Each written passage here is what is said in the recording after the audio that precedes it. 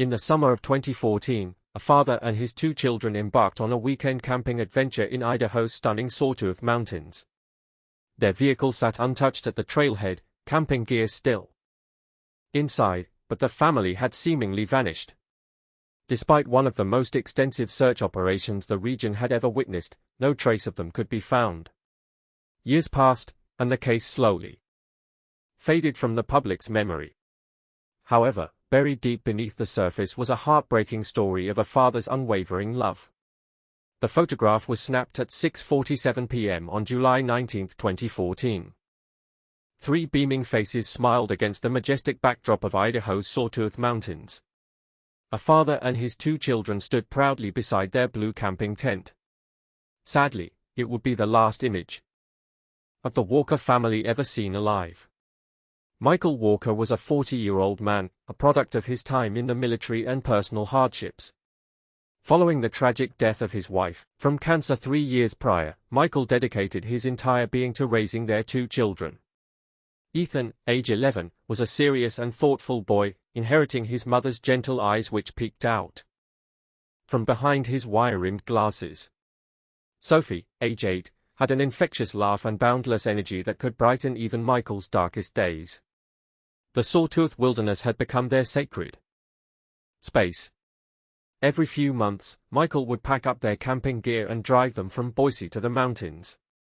These trips were his way of teaching his children self-reliance and of honoring Sarah's memory through shared adventures that she had deeply cherished.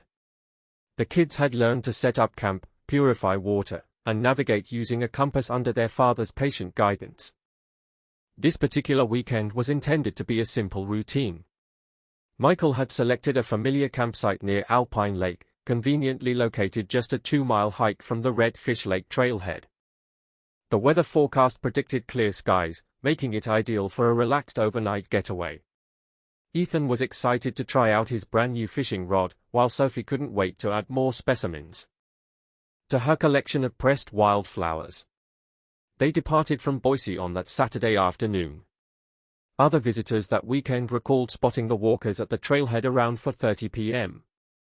Michael was meticulously checking their equipment while the children eagerly explored the information board.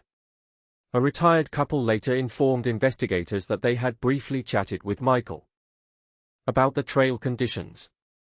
He seemed relaxed, knowledgeable, and well prepared. The hike to their campsite was uneventful. The trail meandered through a dense forest before finally opening up to reveal the breathtaking Alpine Lake. Michael had camped in that very spot twice before, a small clearing tucked away from the water's edge, sheltered by towering pine trees. That photograph, the last known image of the Walker family, was sent to Michael's sister, Jennifer, at 6:47 p.m. The accompanying message read, "Made it safe. Kids are happy. See you Sunday night." Jennifer later described the immense relief she felt upon seeing her brother looking so genuinely content. Since Sarah's passing, these outdoor adventures seemed to be the only times Michael truly smiled. Sunday morning dawned with clear skies. According to Michael's established routine, the family would have woken up early, prepared breakfast in their cozy campsite, and been packed up by 9 a.m. Their usual departure time would have had them back at the trailhead by 11:30 a.m., and home in Boise by early afternoon. But Sunday evening arrived and passed without any word from Michael. Jennifer's calls went straight to voicemail. By 10 p.m., worry had escalated into genuine fear. Michael was known for his punctuality, especially when it came to his children's schedules. He had never been late returning from a camping trip before. Monday morning brought no relief. Jennifer drove to the school to confirm that neither Ethan nor Sophie had been dropped off. She then called Michael's workplace, only to learn that he hadn't shown up for his appointments. A growing sense of dread washed over her as she realized something was terribly wrong. At 11:15 a.m. on Monday, July 21, 2014, Jennifer Walker made the call that would initiate one of Idaho's most extensive search and rescue operations. "My brother and his two children went camping this weekend," she told the Blaine County Sheriff's dispatcher, her voice tight with barely controlled panic. "They were supposed to be back yesterday. This isn't like Michael. He's never late, never out of contact. Something's happened. The dispatcher's questions came in rapid succession: last known location, vehicle description, emergency contacts. Jennifer provided what information she could.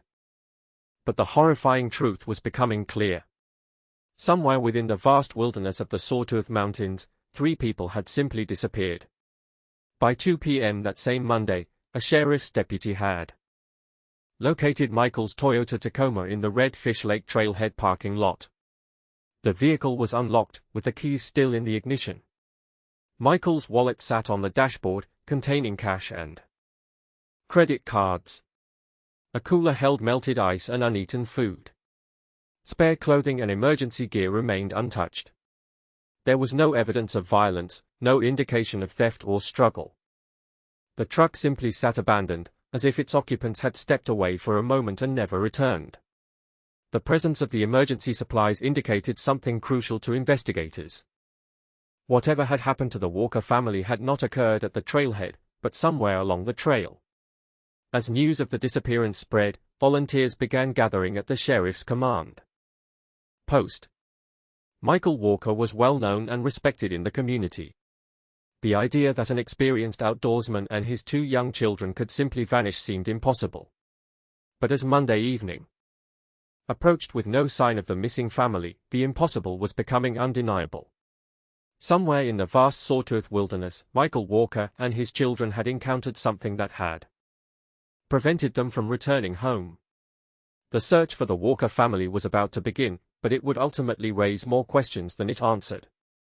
In a case that would baffle investigators for years to come, the disappearance of 3 people on a routine camping trip would evolve into one of Idaho's most haunting unsolved mysteries.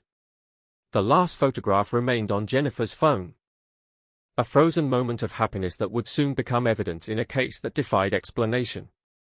3 smiling faces, a father's protective arm around his children, the promise of one more perfect evening in the wilderness they all loved, none of them knowing it would be their last.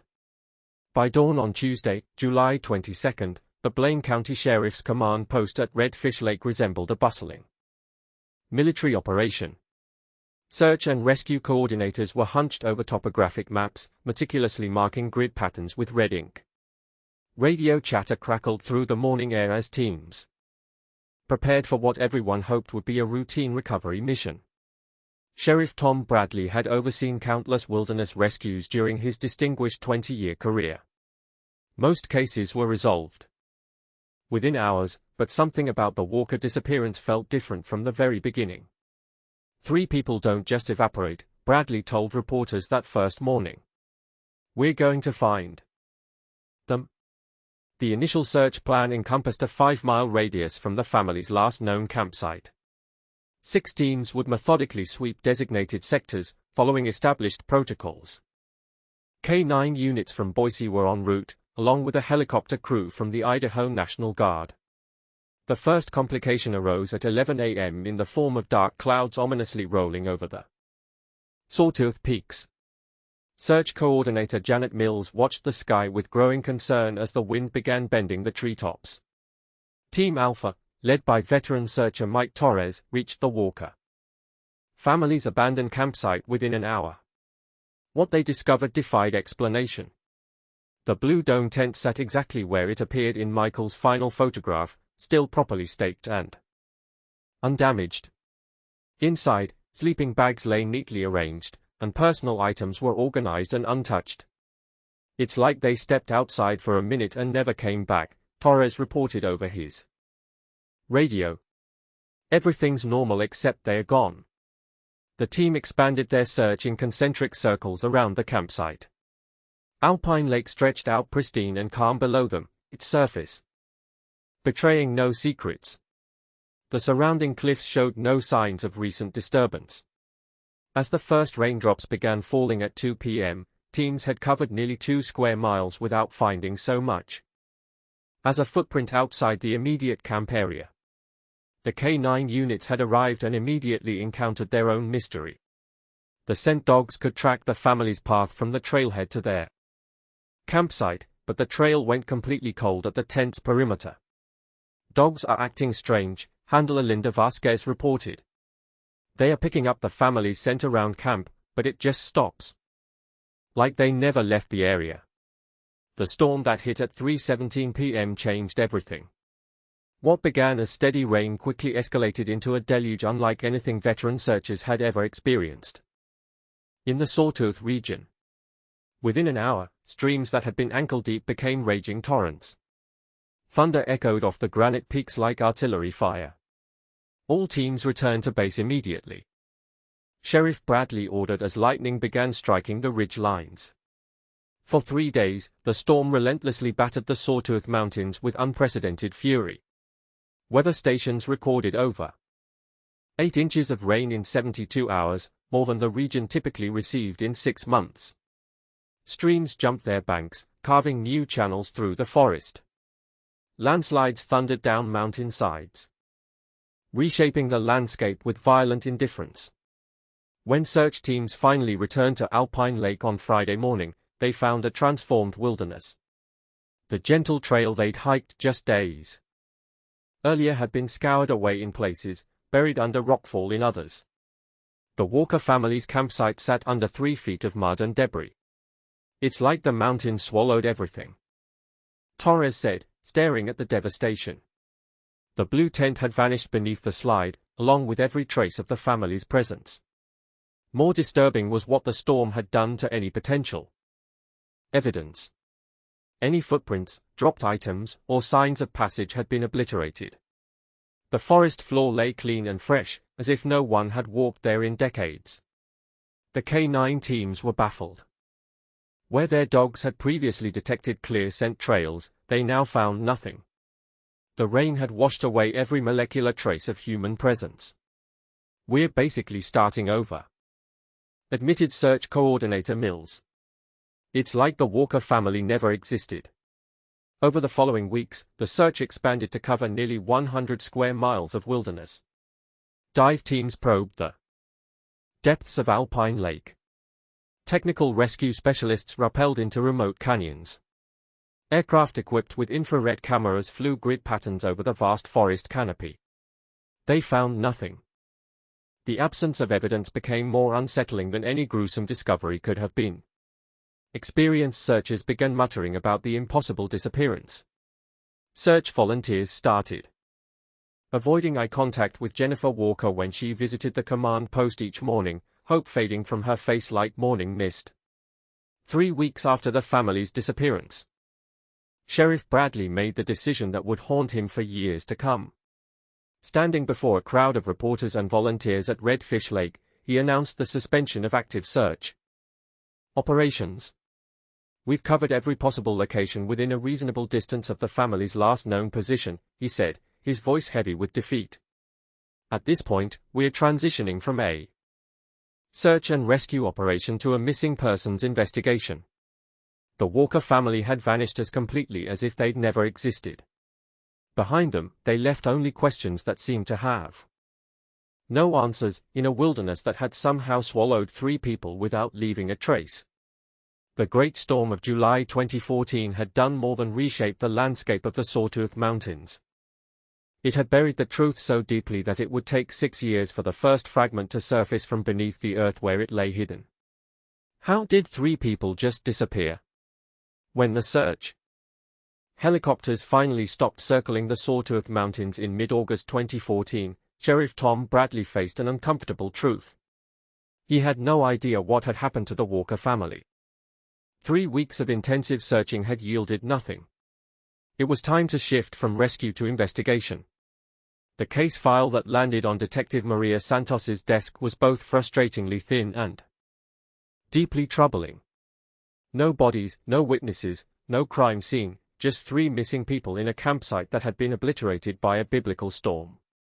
Santos had investigated dozens of missing persons cases during her 15-year career, but none quite like this. Where do you even start?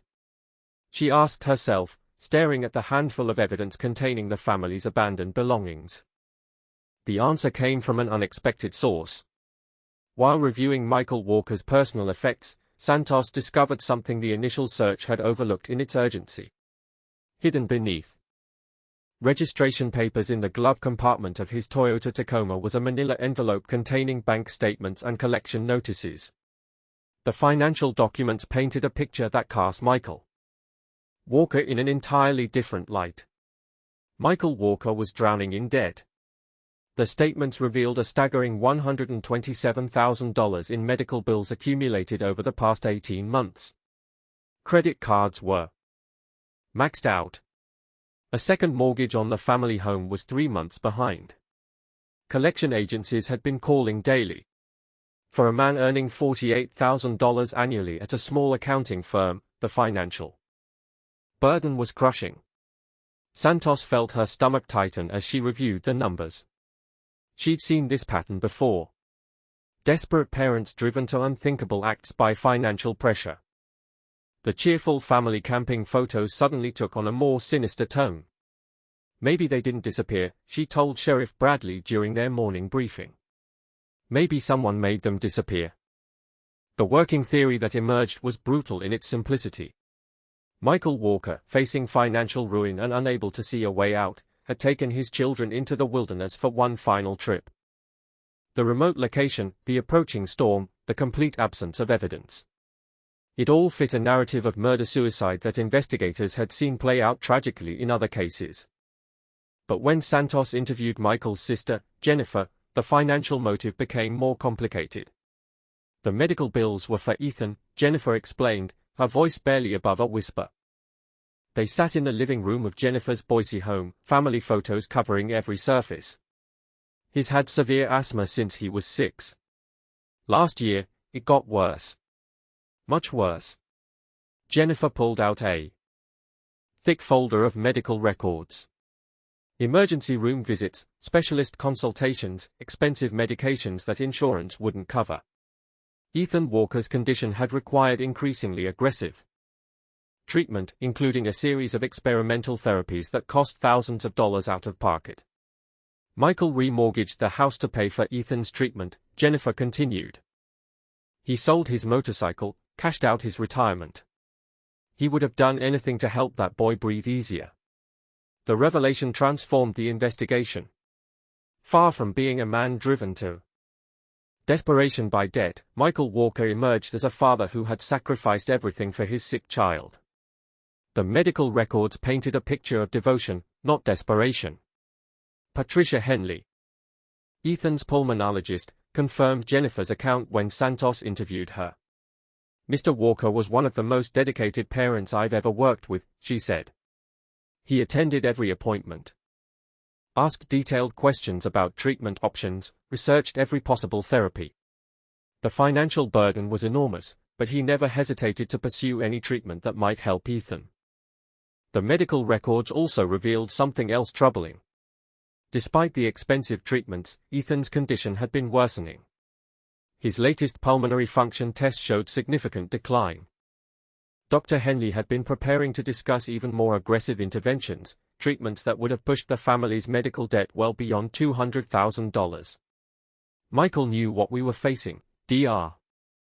Henley admitted. At our last appointment, he asked me point-blank how much time Ethan had if the current treatments failed.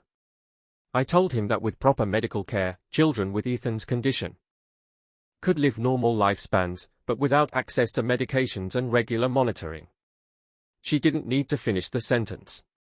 Santos found herself facing a new and more complex question.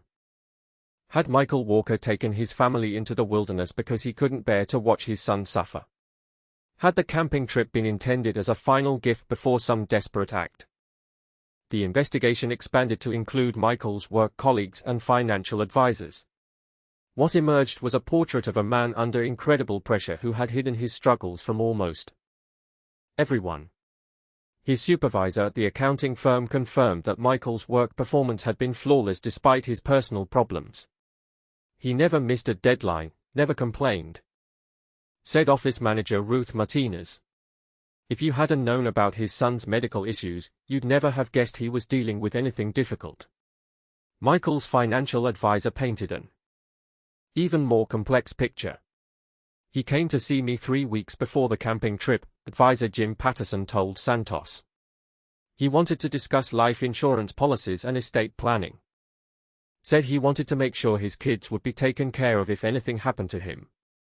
Patterson's records showed that Michael had been meticulously organizing his affairs, paying down smaller debts where possible and consolidating the larger medical obligations. It wasn't the behavior of a man planning to run away or do something rash, Patterson insisted. It was responsible financial planning. But the timing troubled Santos. 3 weeks before disappearing, Michael Walker had been discussing what would happen to his children if he died. The meeting notes included specific instructions about Ethan's medical needs and who should manage his ongoing care. As autumn arrived and the case grew colder, Santos found herself with more questions than answers. The financial pressure was real and overwhelming. The medical crisis was escalating. Michael's behavior in his final weeks suggested a man preparing for some kind of ending. Yet, the physical evidence still made no sense. If Michael had intended to harm his children and himself in the wilderness, where were the bodies? The storm had been destructive, but 3 people couldn't simply vanish without a trace. Local news outlets began picking up the story, and with media attention came speculation. Internet forums buzzed with theories about the Idaho family mystery. Some posters suggested elaborate murder plots. Others proposed that the family had staged their own disappearance to escape their debts. A few insisted that supernatural forces were at work in the Sawtooth Mountains. Jennifer Walker found herself defending her brother's memory against increasingly wild accusations. Michael loved those children more than his own life, she told reporters. Whatever happened to them in those mountains, I know he would have died protecting them. But even Jennifer couldn't explain away the troubling financial picture. In quiet moments, Santos could see doubt creeping into the sisters' eyes. The medical debt was staggering. Ethan's condition was deteriorating. The pressure must have been unbearable. By December 2014, the Walker investigation had reached an impasse. The case remained technically active, but with no new leads and no evidence of foul play, resources were redirected to more recent crimes. The family's disappearance joined the ranks of Idaho's unsolved mysteries. A file that would gather dust for years while questions lingered unanswered. The last entry in Detective Santos's case notes read, "Financial pressure appears to be a significant factor in disappearance. Subject's behavior consistent with end-stage planning. Recommend continued monitoring of financial accounts and periodic search of wilderness area. Case status active." What Santos couldn't have known was that the truth lay buried just 40 feet from where the Walker family's tent had been pitched that final night. The Great Storm of July 2014 had indeed hidden the evidence, but not in the way anyone imagined. Beneath tons of mud and rock, the real story waited in silence, patient and undisturbed. It would be 6 years before the mountains gave up their secret. The Walker case file gathered dust in a gray metal cabinet in the basement of the Blaine County Sheriff's Office. By 2015, Detective Santos had moved on to other investigations. Sheriff Bradley had retired. The intensive search operation that once filled Redfish Lake with helicopters and rescue teams had faded into memory, leaving behind only faded missing posters stapled to trailhead bulletin boards. But the questions never went away. In the absence of answers, speculation flourished. The case became a fixture on true crime forums and conspiracy websites. Amateur investigators dissected every detail of the family's final days, constructing elaborate theories that ranged from plausible to bizarre. Some insisted Michael Walker had staged the disappearance to escape his crushing debt. Others proposed that the family had been murdered by drug traffickers using the remote wilderness to transport narcotics. A particularly persistent theory suggested that Michael had indeed killed his children and himself, but that their bodies lay in some hidden crevice that would never be found. Proponents pointed to the medical debt, Ethan's deteriorating condition, and Michael's meetings with financial advisors as evidence of a man preparing for a final desperate act. Jennifer Walker found herself defending her brother's memory year after year. Michael was not a murderer, she insisted to anyone who would listen. He was a loving father who would have done anything to protect his children. But as the years passed, even Jennifer's certainty began to waver. The financial pressure had been overwhelming. The medical bills continued to arrive long after the family's disappearance, each envelope a reminder of the impossible burden Michael had carried. In quiet moments, Jennifer wondered if her brother had simply reached a breaking point that no one had seen coming. The community around Stanley had its own theories, whispered in coffee shops and grocery store aisles. Longtime residents spoke of the wilderness's power to swallow people whole, of storms that could erase all trace of human passage. Some mentioned other disappearances over the years, hikers who had ventured into the backcountry and never returned. But the Walker case was different. 3 people don't make the same fatal error simultaneously. Families don't simply evaporate from well-maintained campsites without leaving some trace of their passage. The complete absence of evidence suggested something more complex than a tragic accident. Local business owners who had known Michael from his regular visits struggled to reconcile the financial revelations with the man they remembered. Gas station attendant Ruby Martinez recalled him as unfailingly polite, always making sure his children said thank you and disposed of their trash properly. He seemed like such a good father, she told a documentary filmmaker who visited Stanley in 2017. Those kids adored him. I can't imagine him hurting them. As 2018 arrived, marking 4 years since the disappearance, the Walker case achieved a grim milestone. It officially qualified as one of Idaho's longest-running missing persons investigations. The National Center for Missing and Exploited Children continued to age progress photos of Ethan and Sophie annually, showing what they might look like as teenagers. The images were heartbreaking in their optimism, depicting 2 healthy, smiling adolescents who seemed to exist in a parallel universe where their family had never vanished. Jennifer Walker had become an advocate for missing persons' families. She spoke at conferences about the unique torture of not knowing, of living in perpetual limbo between hope and grief. The not knowing is worse than death, she told audiences. At least with death, you can grieve and move forward. With disappearance, you're frozen in that moment of terror forever. The financial burden of the search efforts had taken its toll. Jennifer had sold her own home to fund private investigators and search teams, pursuing every lead, no matter how remote. By 2019, she was living in a small apartment and working 2 jobs, still sending money to psychics and reward funds that promised answers but delivered only false hope. The media attention had largely moved onto fresher tragedies. Occasionally, a true crime podcast would revisit the Walker case, interviewing the same witnesses and arriving at the same inconclusive theories. The story had become a true crime cliché, the perfect family that vanished without explanation. Yet somewhere in the wilderness of the Sawtooth Mountains, the truth remained patient and undisturbed, 40 feet from where Michael Walker had pitched his family's tent for the last time, beneath tons of rock and earth deposited by the Great Storm. Evidence from 2014 lay dormant, shrouded in darkness. In 2020, 6 long years after 3 souls had ventured into the untamed wilderness, never to return, the first fissure would finally appear in the formidable wall of silence. The revelation would spring from an unlikely source, a retired logger's trusty hunting dog, following a scent that would ultimately guide the Walker family home. This case, which had confounded law enforcement for 6 agonizing years, was about to embark on its first, dramatic, and unforeseen twist. Some secrets, once unearthed from their hidden lairs, can never truly be reburied. October 15, 2020, marked 6 years, 2 months, and 24 days since the Walker family had vanished without a trace. Earl Hutchkins, a man of 71, had been hunting the same rugged section of the Sawtooth Mountains for 43 years. The retired logger possessed an intimate knowledge of the area, knowing every game trail, every secluded meadow, and every reliable water source within a 20-mile radius of Red Fish Lake. His loyal companion, Rex, a German short-haired pointer, was equally seasoned. At 8 years old, Rex was meticulously trained to track wounded deer through the densest, most unforgiving timber.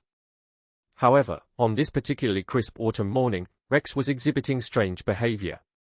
The dog had been diligently working a scent trail for nearly an hour, his nose pressed firmly to the forest floor, when he abruptly stopped. He began digging frantically at the base of a large boulder, his paws churning up the earth with unexpected ferocity. This was far from normal tracking behavior. Rex was trained to follow the scent of the living, not to excavate seemingly random patches of earth. "What you got there, boy?"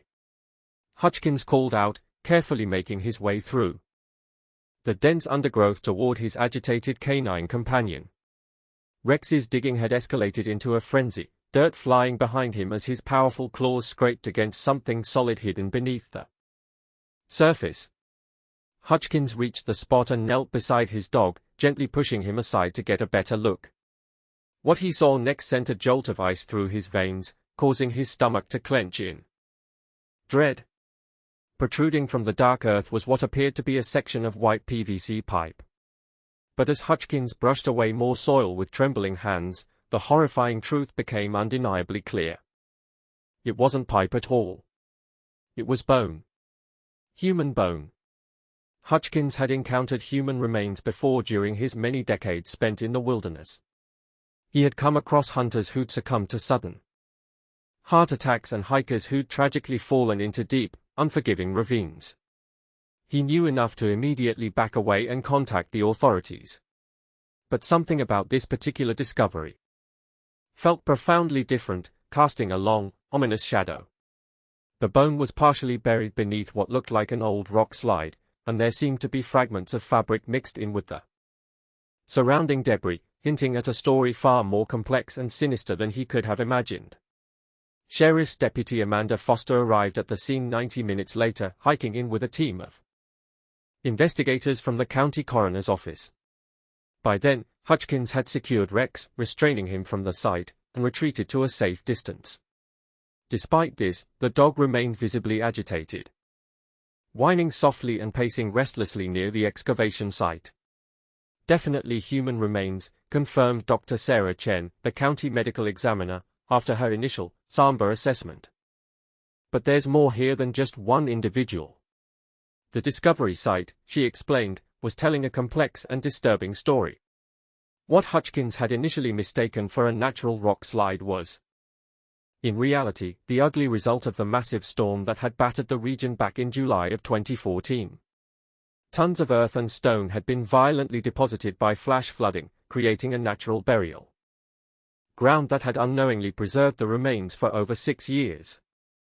As investigators carefully and painstakingly excavated the site over the following days, a horrifying and tragic picture slowly emerged. 2 complete human skeletons lay intertwined beneath the debris, along with scattered personal effects that painted a tragically clear picture of their identities. A wallet containing Michael Walker's driver's license. Fragments of children's clothing that chillingly matched descriptions from the original missing persons reports. Most chilling of all, a small silver bracelet, delicately engraved with the name, Sophie. However, the condition of the remains immediately raised troubling and unsettling questions. These were not the bones of people who had simply died from exposure or a tragic accident. Dr. Chen's preliminary examination revealed clear and undeniable signs of trauma. The adult male skeleton showed distinct evidence of blunt force trauma to the skull. Defensive wounds on the forearm strongly suggested that he had fought back valiantly against his attacker. The second skeleton presented an even more disturbing picture. The skull showed obvious signs of brutal violence, a distinctive pattern of fractures consistent with multiple impacts from a heavy object. This was not an accident or suicide, Dr. Chen stated somberly. "Oh no. This was murder. We're looking at a double homicide." The victims, she explained to the assembled investigators, had fought back fiercely, but they had ultimately been overwhelmed by a stronger force. But if these remains belonged to Michael Walker and one of his children, where was the third family member?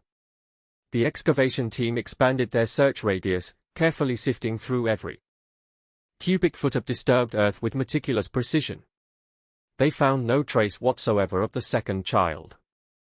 The breakthrough finally came on the third grueling day of excavation. Hidden beneath a larger skeleton's rib cage, investigators discovered something that would forever alter the entire trajectory of the case. A military-style dog tag that clearly didn't belong to Michael Walker. The name stamped into the metal read, J. Cole, with a service number that corresponded to absolutely no known military record. Further examination of the second skeleton revealed the chilling reason. Why? The bones belonged not to one of the Walker children, but to an adult male of approximately 35 years of age. The clothing fragments suggested civilian attire, and the presence of what appeared to be a combat knife near the remains painted an even more sinister and disturbing picture. Dr. Chen's team worked methodically, piecing together what had likely transpired at this remote and unforgiving site 6 years earlier. The positioning of the skeletons strongly suggested a violent struggle. Michael Walker had defensive wounds on his hands and arms, clear evidence that he had desperately fought for his life, protecting his children to the very end. The unknown male had suffered a fatal wound to the chest, inflicted by what appeared to be a knife thrust directly through the sternum. Walker didn't go down without a fight, observed Detective Lisa Park, who had taken over the case from the recently retired Detective Santos. He managed to kill his attacker, but not before sustaining fatal injuries himself. The implications of this discovery were staggering. For 6 long years, speculation had centered on Michael Walker, either as a victim of circumstance or, more disturbingly, as the perpetrator of a horrific family tragedy. The discovery of a second adult male's remains completely upended that narrative, casting the entire case in a new, disturbing light. This was not a suicide or a tragic accident. This was a violent encounter between Michael Walker and an unknown assailant. But the most disturbing aspect of the discovery was what it didn't reveal. Despite extensive excavation and repeated metal detector sweeps of the surrounding area, investigators found absolutely no trace of Ethan or Sophie Walker. Their father had died defending them, that much was clear, but the children themselves had vanished without a trace. The dog tag, however, proved to be the key that would ultimately unlock the entire mystery, revealing the truth that had been buried for so long. J. Cole was identified through military databases as Jason Cole, a 34-year-old former Army private with a dishonorable discharge and an extensive criminal record. Cole had documented connections to organized crime groups operating along the Idaho-Nevada border, with particular involvement in horrific human trafficking operations. The realization hit investigators like a physical blow, knocking the wind out of them. The Walker family hadn't simply stumbled into some random wilderness tragedy. They had been specifically targeted. Michael Walker had died protecting his children from kidnappers, but his heroic last stand had only delayed the inevitable. Somewhere out there, Ethan and Sophie Walker might still be alive, clinging to hope against all odds. Or they might be dead, their remains scattered in remote locations that might never be found, lost forever in the vast wilderness. The discovery at the rockslide had answered some questions, providing long-awaited clarity, but it had also raised others that were far more terrifying, plunging the investigation into even darker depths. The case that had been cold for 6 long years was suddenly red-hot again, burning with renewed urgency. FBI agents descended on the scene, bringing resources and expertise that local law enforcement simply couldn't match.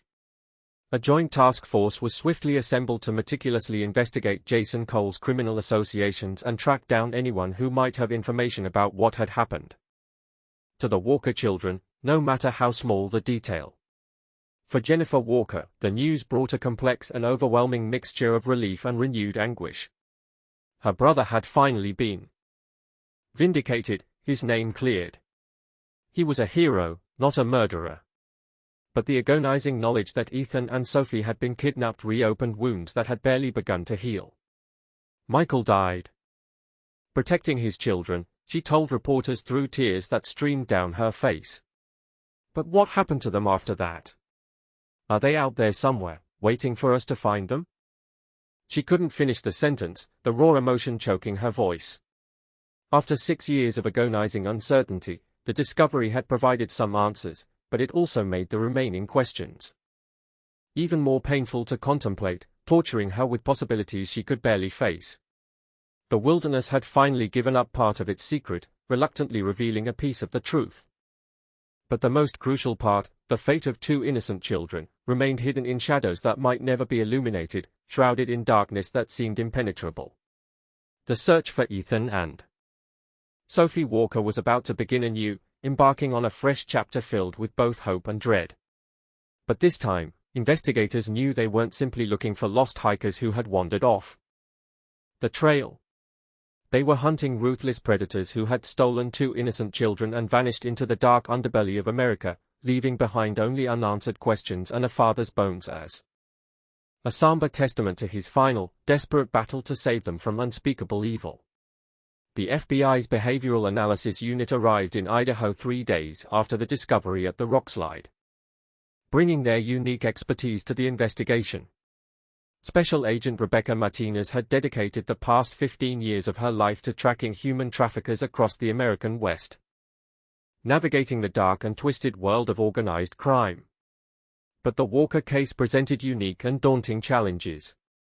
Most kidnapping investigations began with fresh evidence and an immediate response, maximizing the chances of finding the victims alive.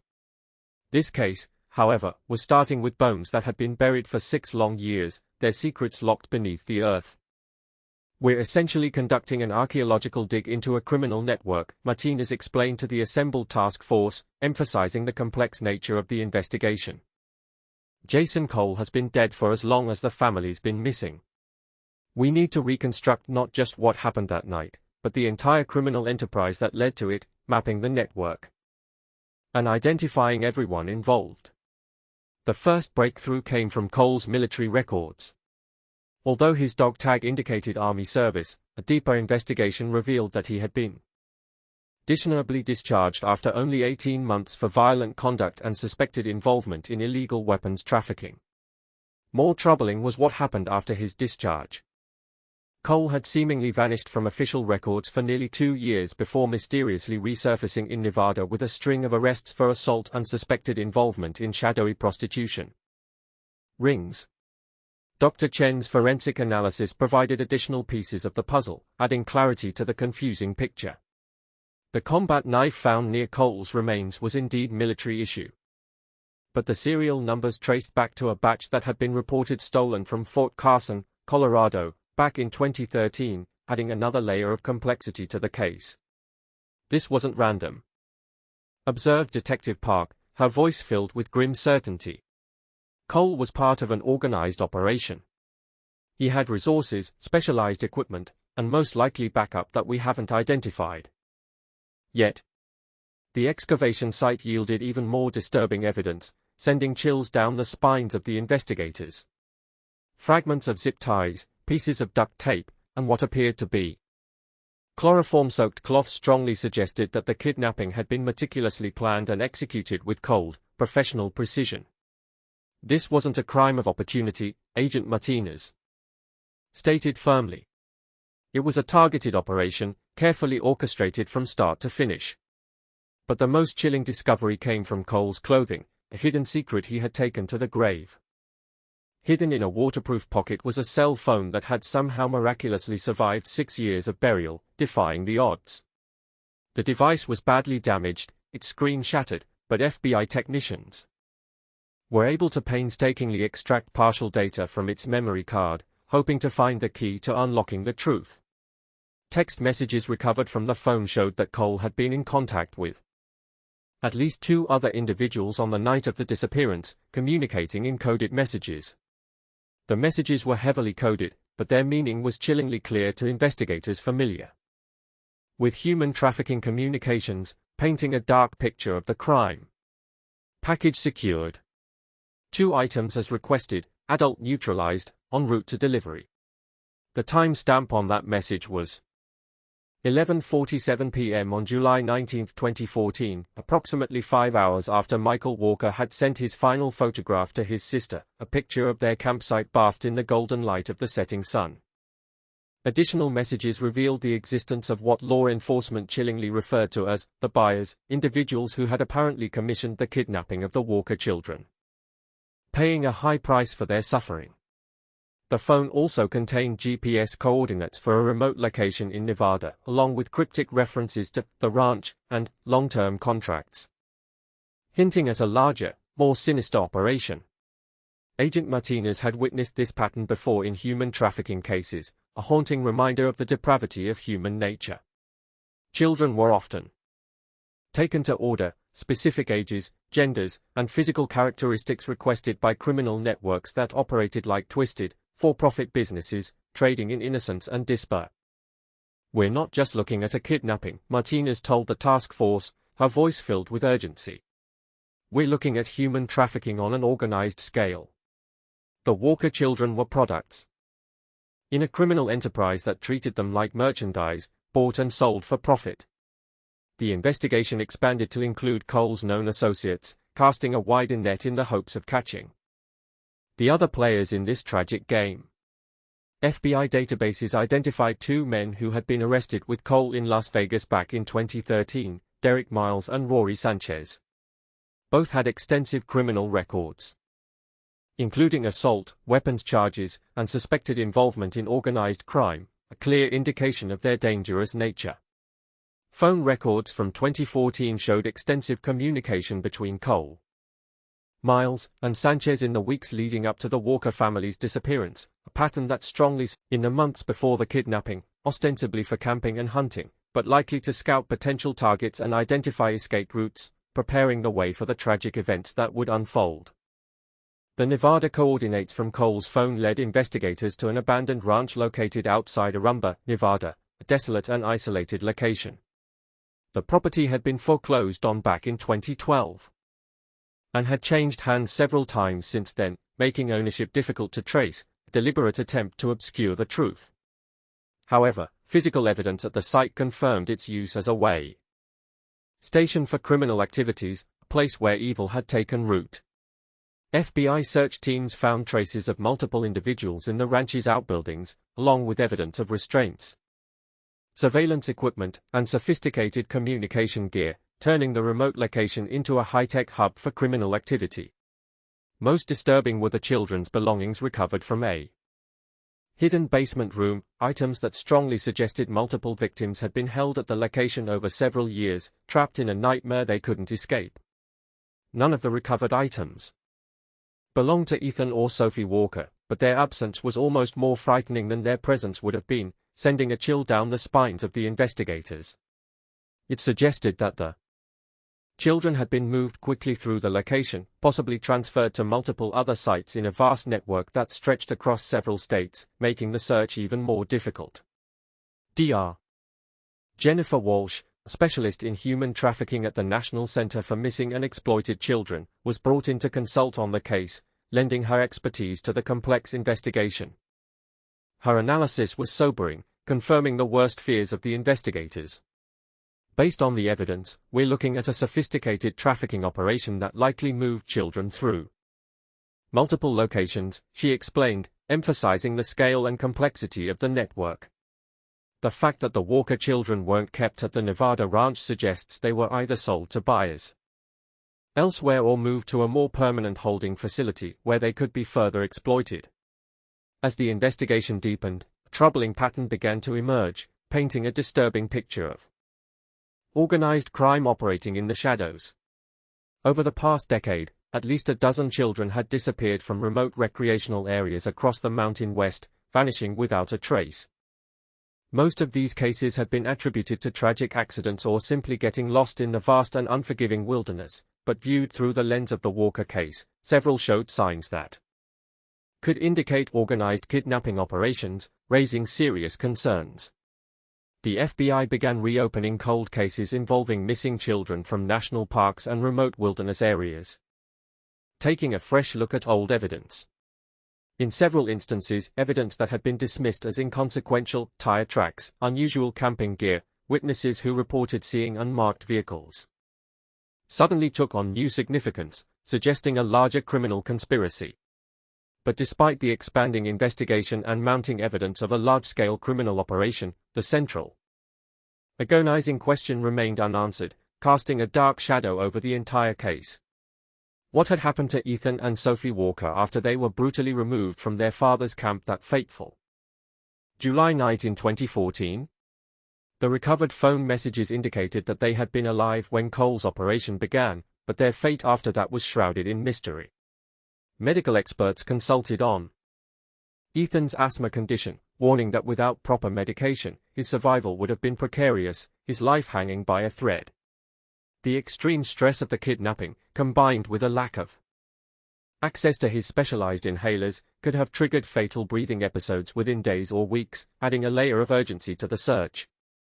For Jennifer Walker, each new revelation brought a mixture of hope and despair, a rollercoaster of emotions that threatened to overwhelm her. The evidence confirmed that her brother had died a hero, valiantly fighting to protect his children against impossible odds, a fact that brought her both comfort and renewed grief.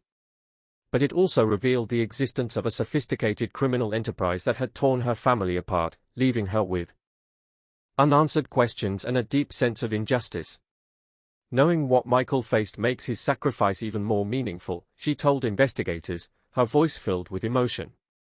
But it also makes me realize how little chance he had against these monsters.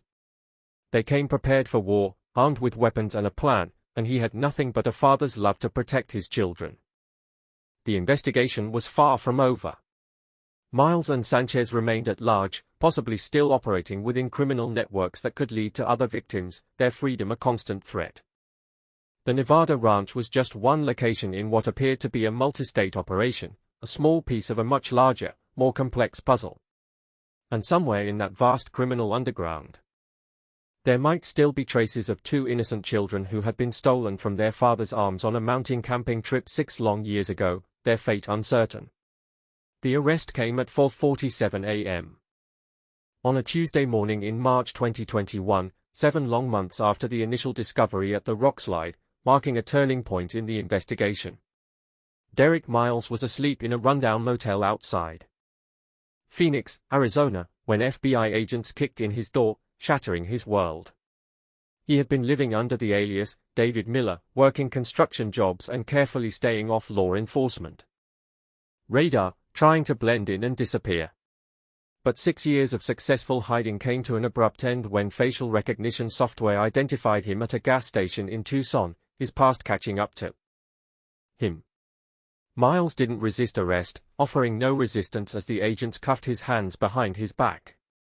At 36 years old, he had grown soft around the middle, his hair thinning, and his face marked by years of alcohol and methamphetamine abuse, the toll of a life lived in the shadows. This wasn't the hardened criminal who had helped orchestrate the Walker kidnapping. This was a broken man who had been constantly looking over his shoulder for nearly 7 years, haunted by his past. Rory Sanchez was arrested 3 hours later at his sister's house in Albuquerque, New Mexico, another key figure apprehended. Unlike Miles, Sanchez tried to run, leaping from a second-story window and sprinting across a residential neighborhood before being tackled by pursuing agents, desperate to escape his fate. At 34 years old, he was lean and desperate, his arms covered in prison tattoos that told the story of his criminal career, a roadmap of his transgressions. Both men were swiftly transported to FBI headquarters in Salt Lake City, Utah, where Agent Martinez and her team had been meticulously preparing for this moment for months, anticipating their arrival. The interrogation strategy was carefully planned and rehearsed: isolate the suspects, confront them with overwhelming physical evidence, and offer the possibility of cooperation in exchange for reduced sentences, using their guilt and fear against them. Miles broke first, his resolve crumbling under pressure.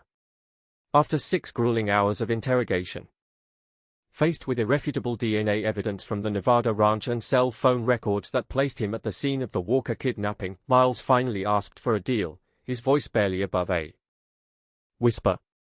"I want immunity," he told Agent Martinez, his eyes filled with fear. "Full immunity and witness protection. These people will kill me if they know I'm talking, they'll come after me and my family." The negotiation took 2 long days, a delicate dance between justice and the need for information. Federal prosecutors were reluctant to offer complete immunity to someone who had participated in a child kidnapping, a crime that struck at the very heart of society. But the information Miles possessed was potentially invaluable, the key to unlocking the entire criminal network and bringing the other perpetrators to justice. The compromise was a plea agreement that would significantly reduce his charges in exchange for complete cooperation and truthful testimony against other members of the trafficking network, a deal with the devil. What Miles revealed during his debriefing sessions painted a chilling picture of a criminal enterprise that was far more extensive and organized than investigators had initially imagined, a vast web of corruption and exploitation. It wasn't just us, Miles explained, his voice barely audible, filled with fear and regret. There were multiple teams, multiple operations. We were like franchises, independent operators working for a larger organization that coordinated everything from Las Vegas. The Walker kidnapping, according to Miles, had been commissioned by a client who specifically requested 2 children matching Ethan and Sophie's descriptions, their innocence a commodity to be bought and sold. The client had been willing to pay $75,000 for the pair, a sum that would be split between the kidnapping team and the larger organization that arranged the transaction, revealing the cruel economics of their twisted business. Cole was the leader, Miles continued, his voice trembling. He did all the planning, all the surveillance. He'd been watching the Walker family for months, learning their routines, figuring out when they'd be vulnerable. That camping trip wasn't random. He knew they went to the same area every few months, he knew they'd be there. The night of July 19, 2014, according to Miles's confession, had unfolded with cold, military precision, a testament to Cole's planning and ruthlessness. The 3-man team had hiked into the wilderness 2 days earlier, establishing a hidden camp within half a mile of the Walker family's usual campsite, lying in wait. They had night vision equipment, tranquilizer guns, and detailed plans for extracting the children without leaving any trace, erasing their presence from the world. But Michael Walker had proved to be far more formidable than they had anticipated, a desperate father protecting his children. Cole thought it would be easy, Miles admitted, his voice filled with shame. Wait until they were asleep, drug the father, grab the kids, and disappear. But Walker woke up when Cole was trying to get into their tent. He heard him moving around. He didn't hesitate. Started fighting immediately.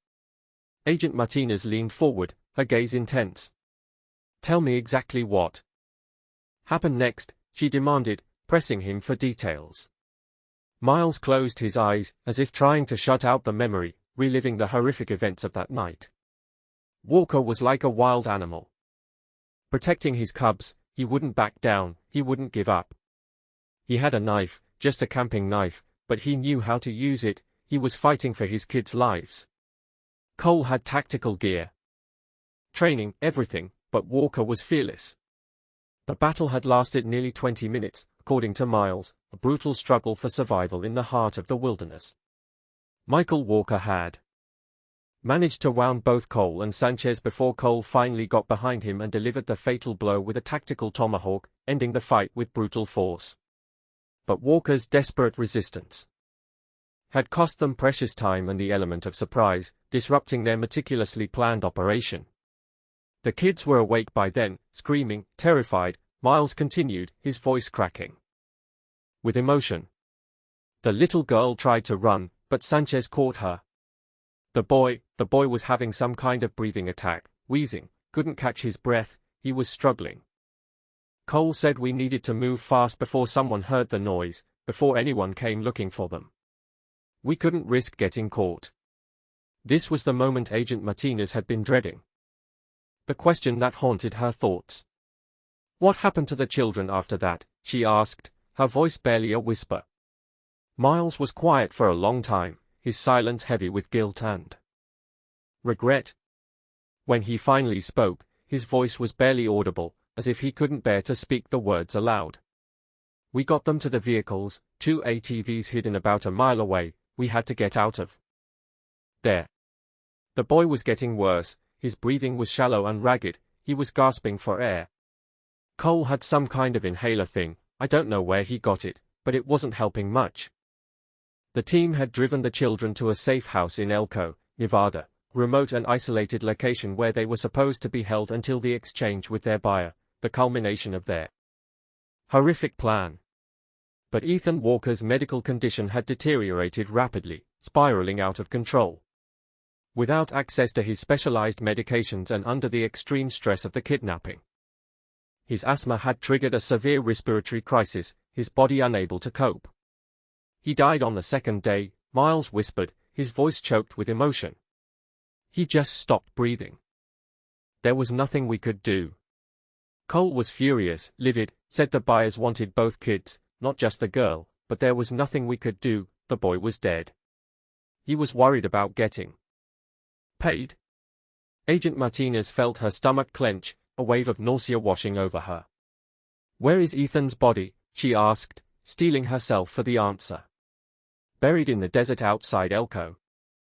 A shallow grave, unmarked and forgotten. I can show you the place, I can take you there. The revelation hit the investigation team like a physical blow, crushing weight of despair.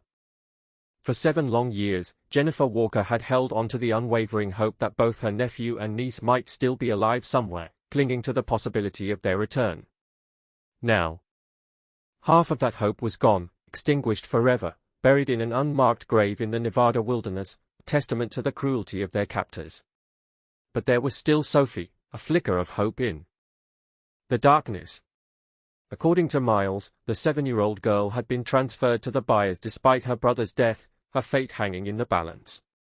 The transaction had taken place at a truck stop outside Las Vegas, a busy and anonymous location where Sophie Walker had been handed over to representatives of what Miles described as a family operation, wealthy individuals who collected children for their own twisted purposes, their depravity beyond comprehension.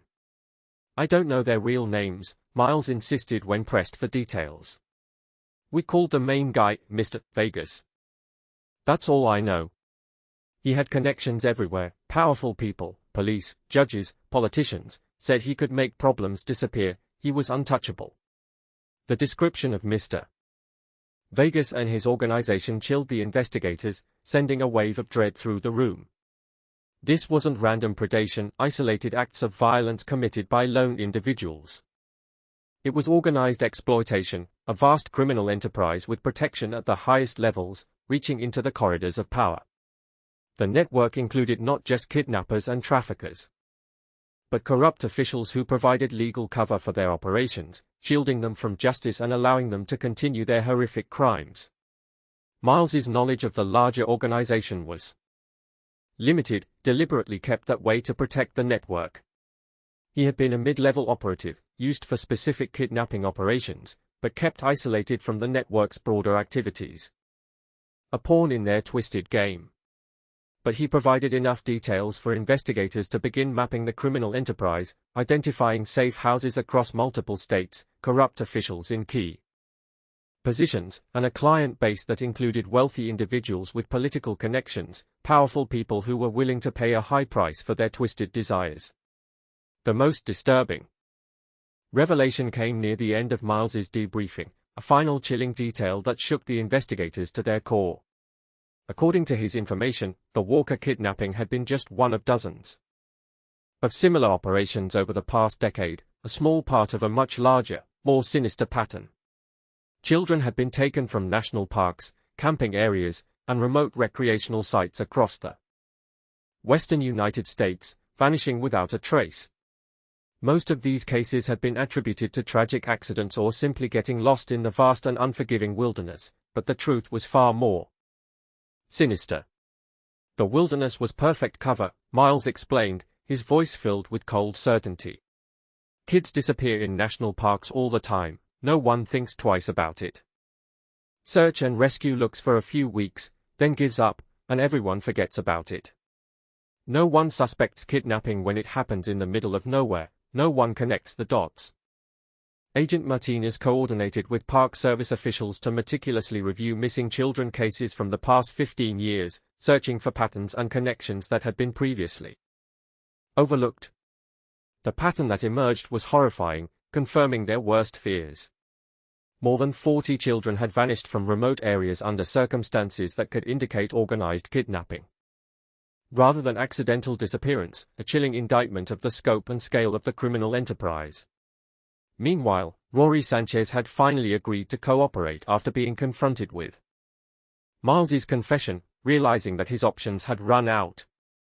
His version of events largely corroborated Miles's account, providing additional confirmation of the truth, but added disturbing details about the network's operations, filling in the gaps in their knowledge.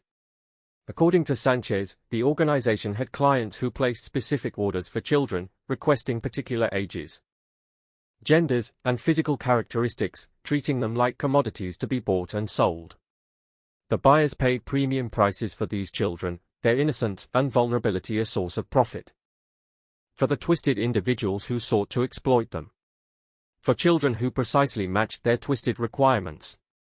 Ethan and Sophie Walker had been specifically targeted. They fit a depraved wish list curated by Mr. Vegas himself.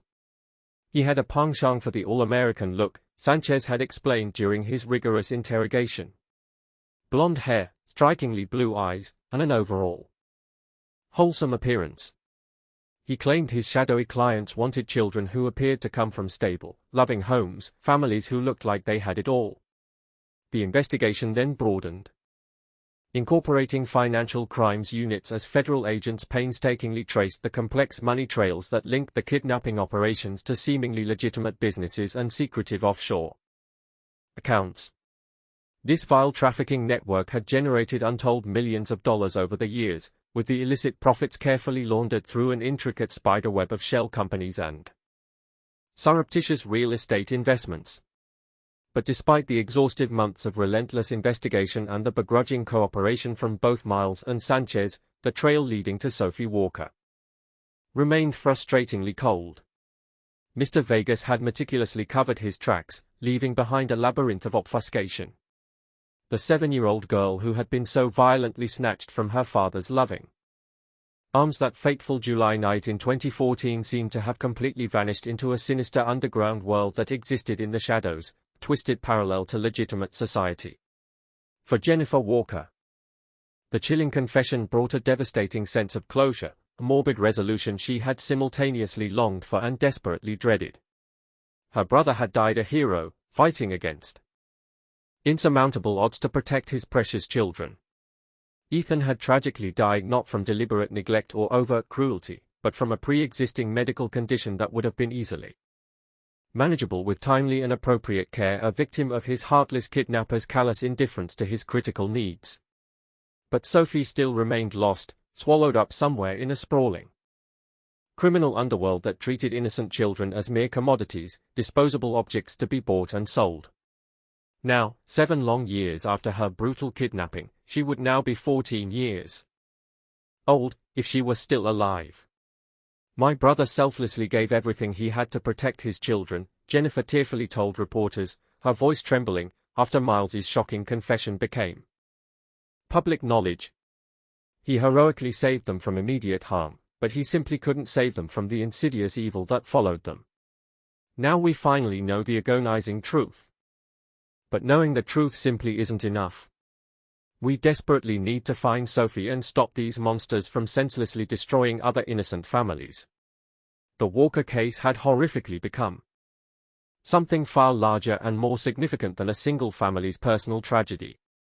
It was now a horrifying window into a vast criminal enterprise that had been operating with impunity in America's rugged wilderness for years, brazenly stealing children and shattering families while cleverly hiding behind the immense emptiness and desolate beauty of the American West.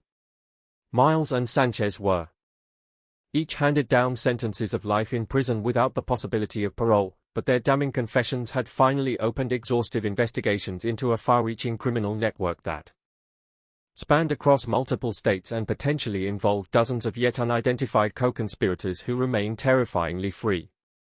The relentless hunt for Mr. Vegas and his shadowy organization was only just beginning. And somewhere in that bleak and terrifying world, a now 14-year-old girl who had once lovingly pressed wildflowers with her devoted father in the breathtaking Idaho mountains might still be desperately waiting for someone, anyone, to finally bring her home. The solemn recovery of Ethan Walker's fragile remains took place on a scorching Nevada morning in the unforgiving month of May 2021. Derek Miles, shackled and clad in a stark prison orange jumpsuit, reluctantly lead grim-faced FBI agents to a desolate patch of desert located approximately 20 miles outside of Elko. The pathetic makeshift grave was unmarked, cleverly hidden beneath a nondescript pile of rocks that had been meticulously arranged to appear completely natural and innocuous. Dr. Sarah Chen, with a somber expression, personally supervised the delicate excavation.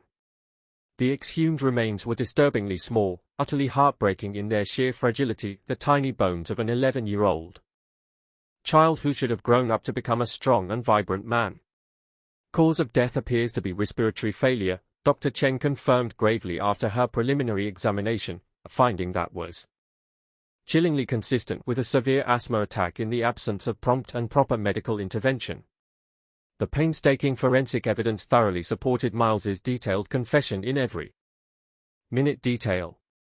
Ethan Walker had tragically died not from any overt violence or deliberate neglect, but from a sudden and acute medical emergency that his cruel kidnappers were neither properly equipped nor even remotely motivated to address.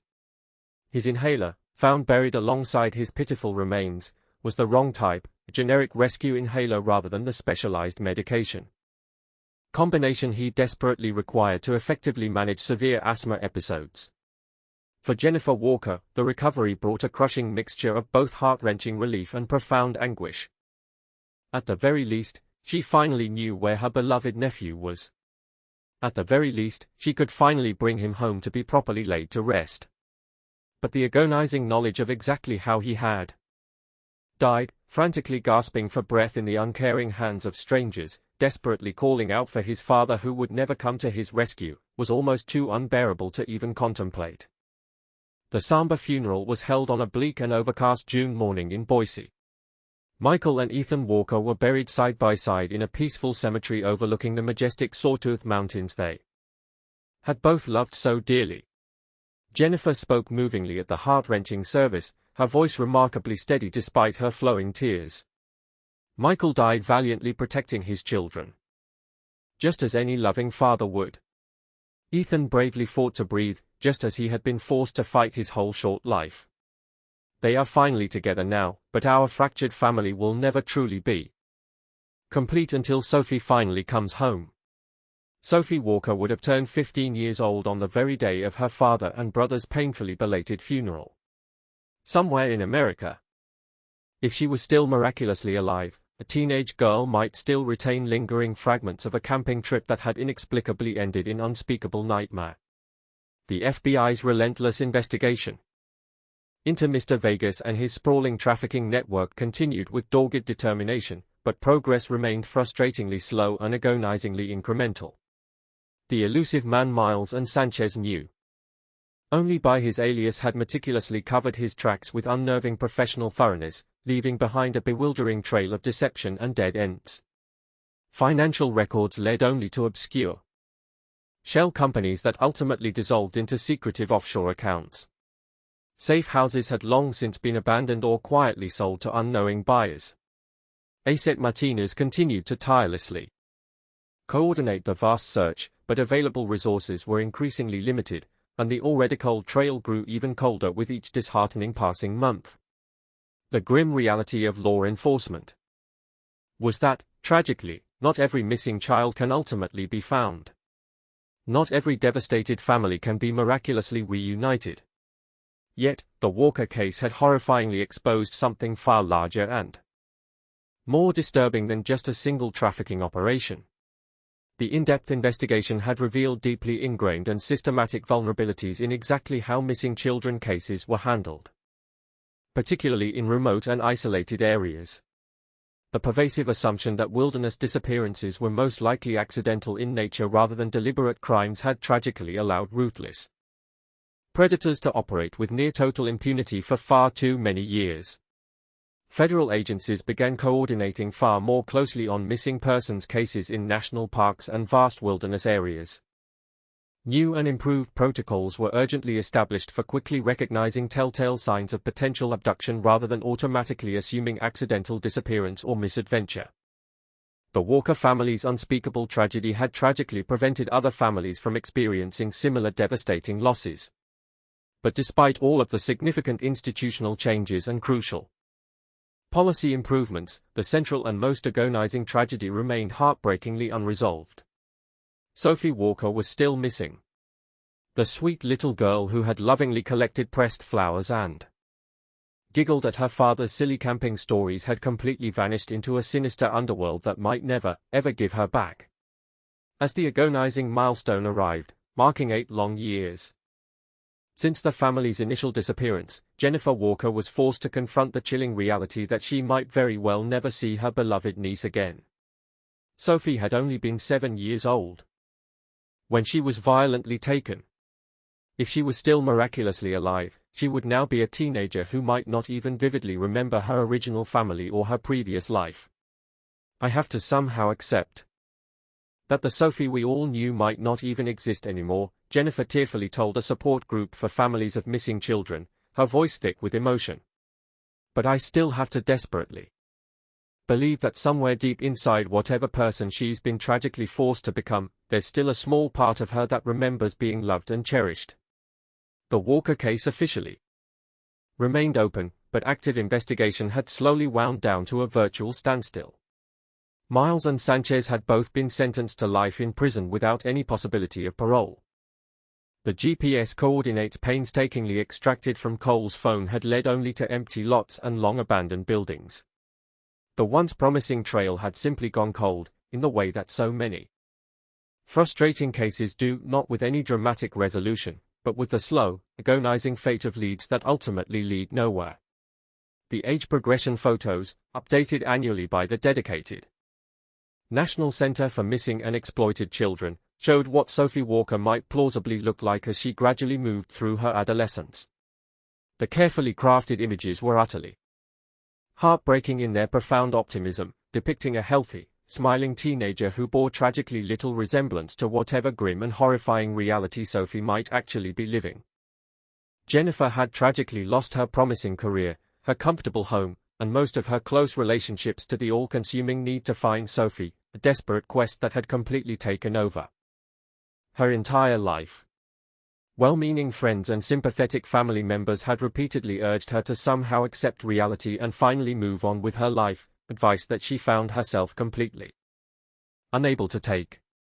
But Jennifer simply couldn't abandon the desperate possibility that somewhere, her beloved niece was still patiently waiting to be found and rescued. As the grim 10-year anniversary of the initial disappearance rapidly approached in 2024, Jennifer Walker found herself facing a devastating milestone she had never wanted to reach, a point she had always prayed she would never see. Sophie had now been missing for longer than she had even been with her loving family. The sweet little girl Jennifer remembered so fondly might truly be gone forever, permanently replaced by whatever person Sophie had been brutally forced to become in her long absence. But Jennifer stubbornly continued to hope, continued to search with unwavering determination, and continued to desperately believe that somewhere in America, a young woman carried lingering fragments of cherished memory from a childhood that had tragically ended beside a serene mountain lake.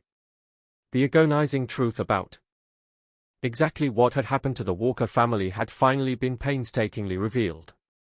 Michael Walker had undeniably died a true hero, fighting against insurmountable odds to protect his cherished children. Ethan Walker had tragically died from a manageable medical condition that should have been easily treatable with prompt medical care. The baffling mystery that had confounded investigators for 6 long years had finally been solved through meticulous detective work and groundbreaking forensic science.